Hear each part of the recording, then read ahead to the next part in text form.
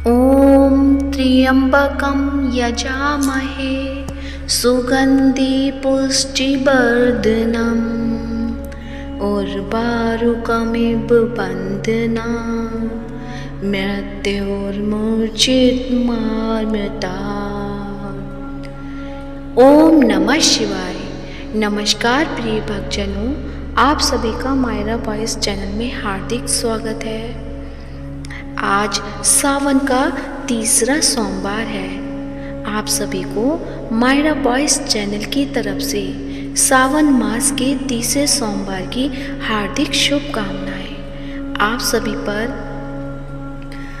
भोलेनाथ शंकर और गौरी माता की कृपा सदा बनी रहे। इसी कामना के साथ ही आज के इस वीडियो में आप सुनेंगे सावन मास के तीसरे सोमवार पर सुनी जाने वाली व्रत कथा।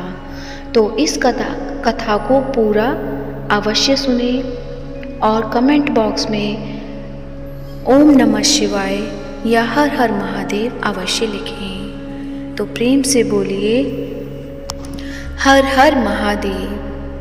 अमरपुर नगर में एक धनी व्यापारी रहता था। दूर दूर तक उसका व्यापार फैला हुआ था। नगर में उस व्यापारी का सभी लोग मान सम्मान करते थे। इतना सब कुछ होने पर भी वह व्यापारी अंतर्मन से बहुत दुखी था, क्योंकि उस व्यापारी का कोई पुत्र नहीं था।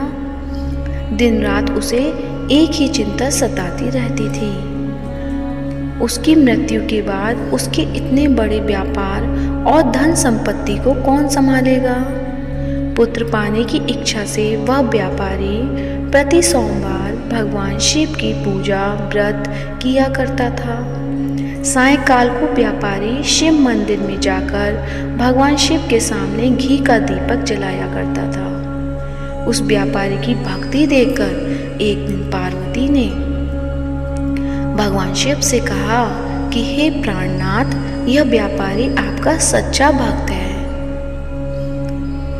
यह सोमवार का व्रत और पूजा नियमित कर रहा है। भगवान आप इस व्यापारी की मनोकामना अवश्य पूर्ण करें। भगवान शिव ने मुस्कुराते हुए कहा कि हे पार्वती, इस संसार में सबको उसके कर्म के अनुसार फल की प्राप्ति होती है।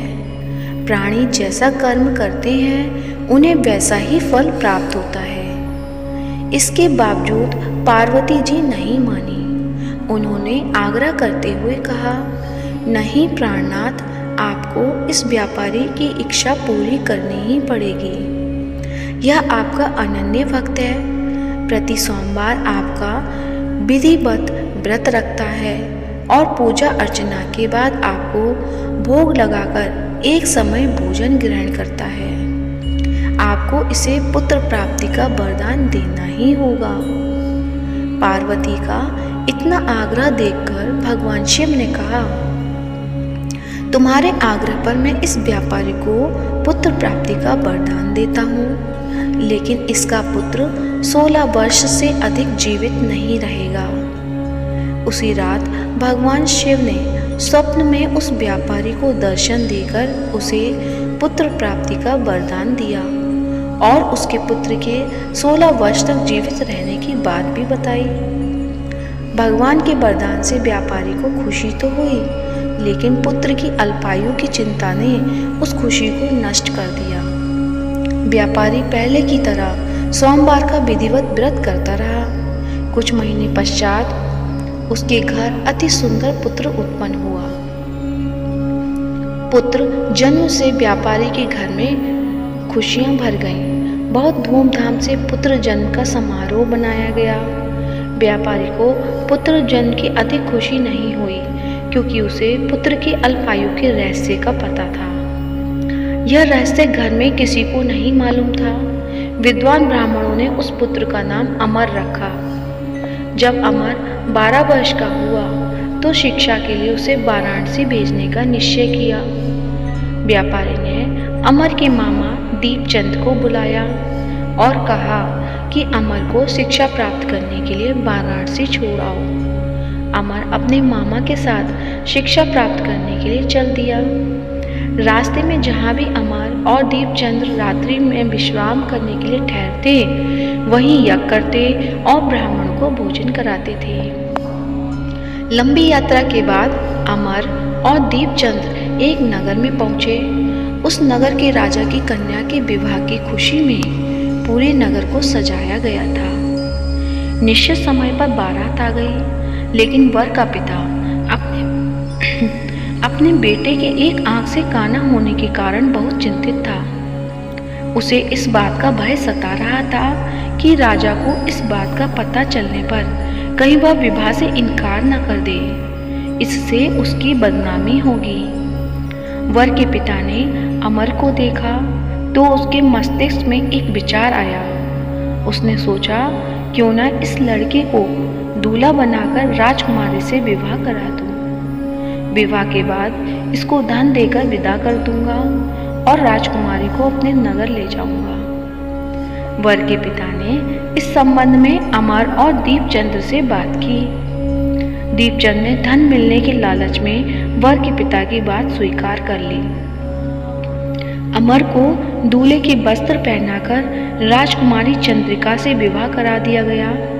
राजा ने बहुत सा धन देकर राजकुमारी को विदा किया।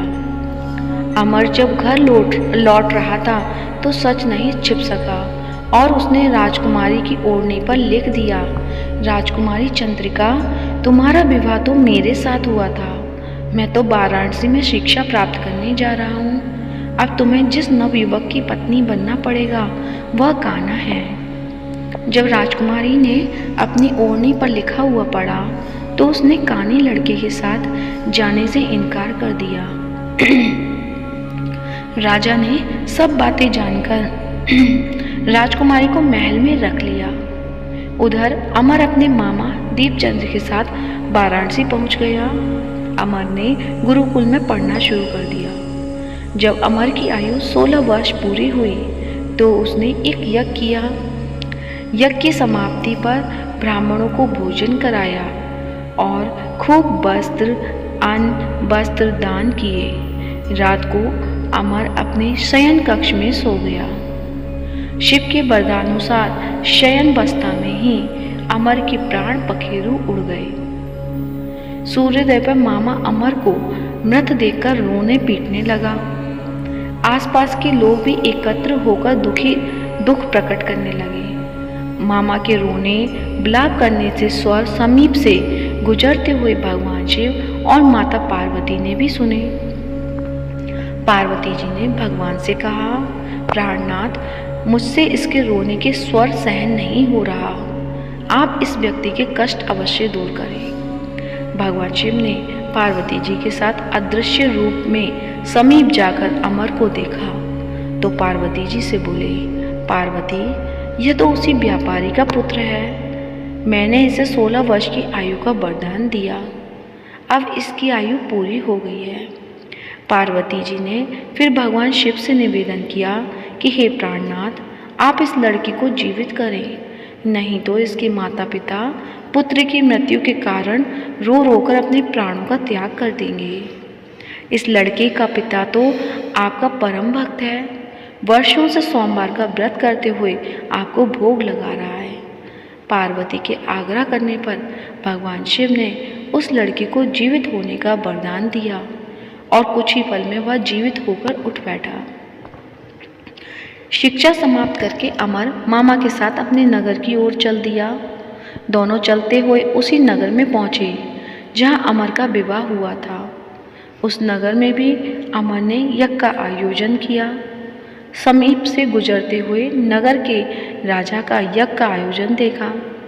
राजा ने अमर को तुरंत पहचान लिया।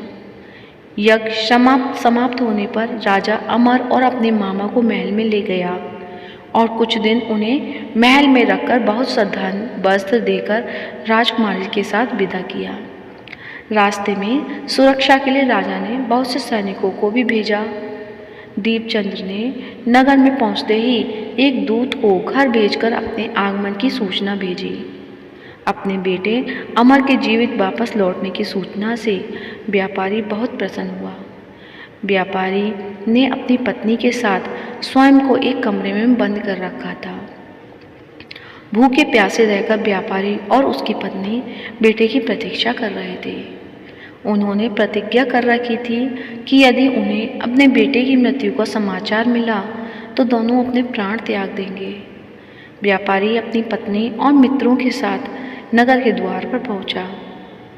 अपने बेटे के विवाह का समाचार सुनकर पुत्रवधू राजकुमारी चंद्रिका को देखकर उसकी खुशी का ठिकाना न रहा। उसी रात भगवान शिव ने व्यापारी के स्वप्न में आकर कहा कि हे सृष्टि, मैंने तेरे सोमवार के व्रत करने और व्रत कथा सुनने से प्रसन्न होकर तेरे पुत्र को लंबी आयु प्रदान की है। व्यापारी बहुत प्रसन्न हुआ। सोमवार का व्रत करने से व्यापारी के घर में खुशियाँ लौट आईं। शास्त्रों में भी लिखा है कि जो स्त्री पुरुष सोमवार का विधिवत व्रत करते हैं और व्रत कथा सुनते हैं या पढ़ते हैं, उनकी सभी इच्छाएं पूरी होती हैं। जिस प्रकार शंकर भगवान ने उस व्यापारी की इच्छा पूरी की, उसी प्रकार सबकी इच्छाएं पूरी करें। तो प्रेम से बोलिए हर हर महादेव, ओम नमः शिवाय। उम्मीद करती हूँ आज का वीडियो अच्छा लगा होगा। वीडियो अच्छा लगा है तो जल्दी से वीडियो को लाइक कीजिए, शेयर कीजिए और कमेंट बॉक्स में हर हर महादेव का जयकारा अवश्य लगाएं। धन्यवाद। हर हर महादेव।